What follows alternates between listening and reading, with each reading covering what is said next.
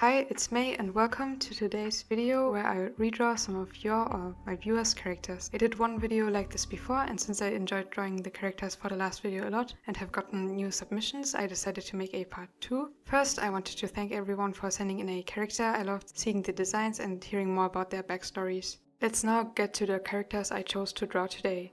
Let's start with the first one. This is Noelle, and he was submitted by Hachi. I'm leaving a link to her YouTube channel in the description. It's not an art channel, but focused on AMVs, which actually is really cool to me. I used to watch a lot of AMVs and still really like them. Before I got really into drawing, I used to spend most of my time outside of school making edits of characters as well. I would say video editing would be my second favorite thing to do after drawing. I first mentioned the description Hachi, their artist, gave me. Noelle is a vampire who is probably at a higher place on the social ladder, like a noble, but the majority of human people in his world are prejudiced towards vampires and don't really like them taking up high positions or generally existing. So it's a bit tense in the sense that both parties can't quite cooperate. Vampires are above humans in this way of just having more power, being stronger and feeding off of them, so they're seen as a threat and disliked mostly. Noelle himself tries to live like humans and kind of find the same language with them, but it's a bit hard when most of the people are prejudiced towards him. He doesn't drink human blood, acts like humans, and tries to eat human food, which isn't that great for him, but he still does it. He lives in a mansion with a few people he hired to do different stuff around the place, like cleaning, cooking, or gardening. These are probably ones of the very few people that don't see all vampires in a bad light. Since they've met Noelle, who gave them accommodation, food, and money, they seem to pretty much like him. Some of them have worked there for years, so they're kind of a little family now. Noelle isn't the one to be entitled or feel like he's above anyone, so he eats meals with them, sometimes helps around too, and generally tries to socialize to create connections and bond better. He's pretty friendly, but people have to give him a chance instead of judging. He tries to do a lot of things to kind of gain respect and be seen better in public's eye, mainly by helping others, maybe donating money since he's rich because of his aristocrat family. And that's it for the description, and it's a really interesting backstory. I find it fascinating that he's a vampire who wants to live like humans in his world. He seems like a very nice person, as long as you don't have the prejudices against him. And I would kind of love to see an anime about his whole story. It's well thought out. I found the references in the submitted design really nice. I got to experiment a bit based off of them, which was fun to do. I also really like his hairstyle and that there was an umbrella drawn in as well. It's been a very long time since I've drawn umbrellas, and adding this as a prop was fun to me. Hachi also mentioned his fashion is inspired by what CL from Black Butler would wear. This helped me a lot since I watched the anime and I find the fashion there really nice. For his pose, I went with one where he would be holding one hand up. Maybe he just adjusted his hair and would be holding an umbrella in the other hand.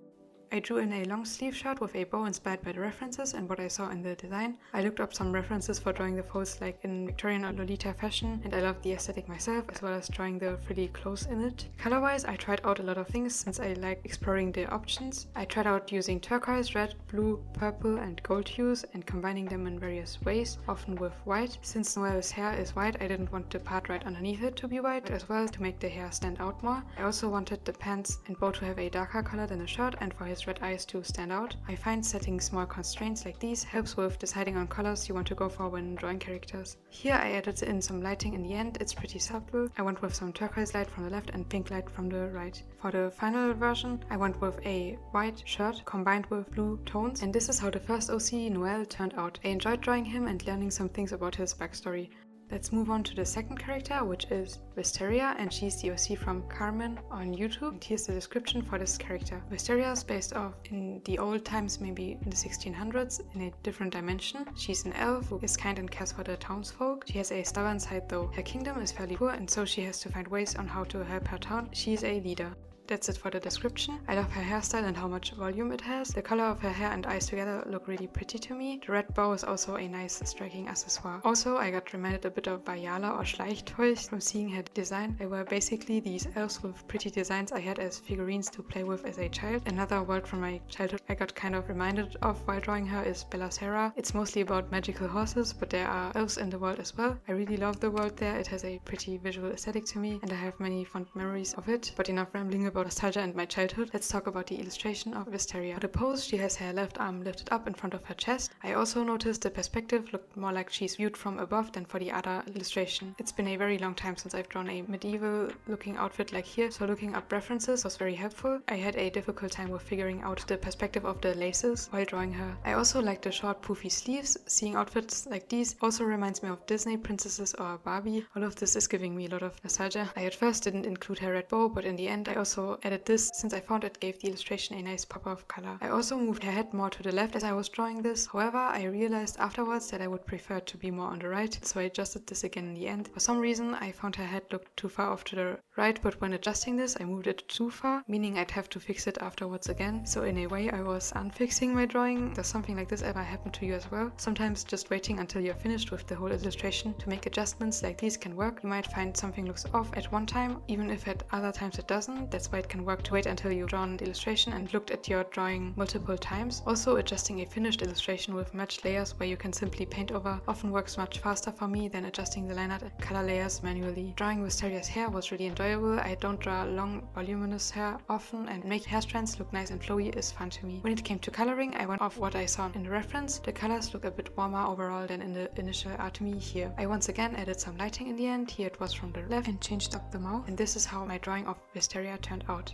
The third character I'll draw in today's video is Lilith, who was submitted by Gacha on TikTok and YouTube. I put up their username. Here's the description from their artist. Lilith is from a world where these human-eating monsters exist, and her job is to get rid of them and help people who have been attacked by them. It's kind of like Demon Slayer. Her main weapon is a pink and black gun with a heart on it. She works out and can get kinda cocky when she's killed a lot of monsters. She really likes spiky jewelry and things with hearts on it. Her favorite colors are black and pink. That's it for the description. Lilith seems like a cool character who fits into her world with human-eating monsters existing to me. While I haven't watched Demon Slayer yet, I've heard it's an amazing show and I want to watch it in the future definitely. Lilith also kind of reminds me of Draculaura from Monster High, who also has a black and pink color scheme. I didn't really watch Monster High, but I think the designs there are pretty cool. A show that's a bit similar to it that I watched and also has some pretty and detailed designs would be Ever After High. If you want to, let me know some of your favorite shows or fandoms, either from your childhood or what you currently like, in the comments. Back to talking about Lilith. I like the accessoires, I like the piercings and her necklace. She seems like a pretty confident character. I also wanted her pose to show this, that she's pretty confident, so I went with her hand being stretched out and her arm lifted up. She has two different shirts in the submitted drawings, and I went with the black shoulderless shirt here since I liked how it looked combined with the pink necklace and pink and black hair. Speaking of the hair, this was really fun to draw to me since it has two colors. I used the lasso selection tool and painted in some pink hair strands before I moved on to my regular hair shading process. Almost all characters I draw have just one hair color, so drawing hair was a nice change of pace for this here. For this, all colors I used were tinted slightly pink, and as it's almost always the case in my art purpley, I find when you are drawing a character, tinting all colors in one hue, fitting to the character's design slightly, can make them all look more cohesive. I used some lighting from the right, most of her body is in shadow here. I wanted this to fit to a bit more of a darker aesthetic and to the fact that she's living in a society with monsters existing. I also added in some rim lighting from the left, as well as a few blue hues, and this is how Lilith turned out in the end.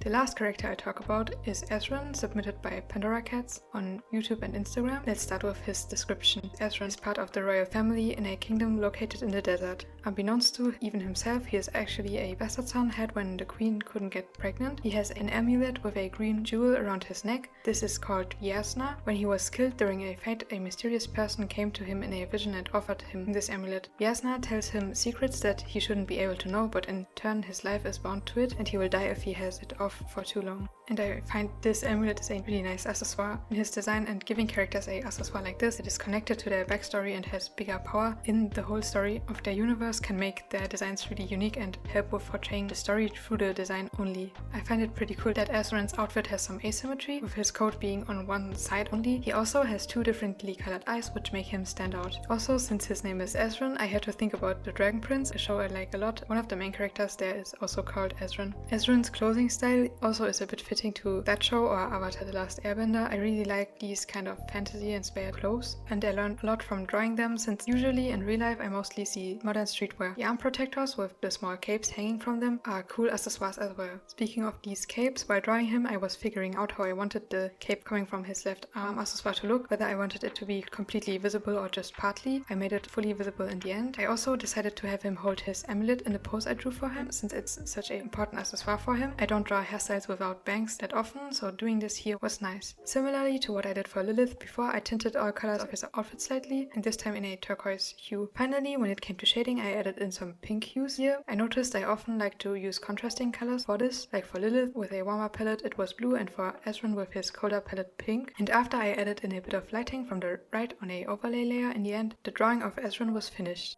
And with that, today's video comes to an end. I had a lot of fun drawing the characters and getting to know them better. Thank you to everyone who submitted a design and for letting me draw your characters. I might do more videos like this in the future, so feel free to submit your character designs by going to the link to a Google form in the description or by tagging your art with this hashtag #DrawMayOC on Instagram. Thank you for watching, I hope you have a nice day, and bye.